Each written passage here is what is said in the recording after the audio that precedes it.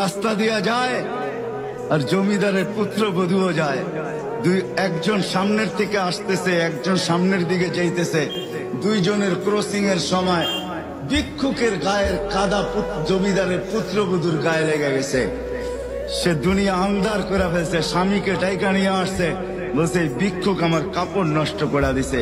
সে শুধু ভিক্ষুক ছিল না, বৃদ্ধ ছিল। বৃদ্ধ ছিল না শুধু, জীর্ণ ছিল, শীর্ণ ছিল। শরীরে কাপড় ছিল না, ফাটা চিরা কাপড় ছিল। পায়ে জুতা ছিল না, পেটে ভাত ছিল না।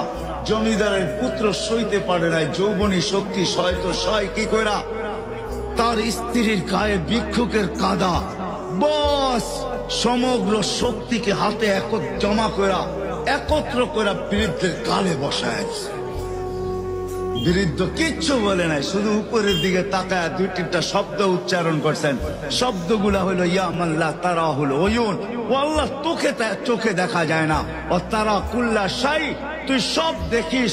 ফারা তারা মা বি, তুই কি দেখিস না আমার সাথে কি ঘটতেছে? এটা কি দেখিস না?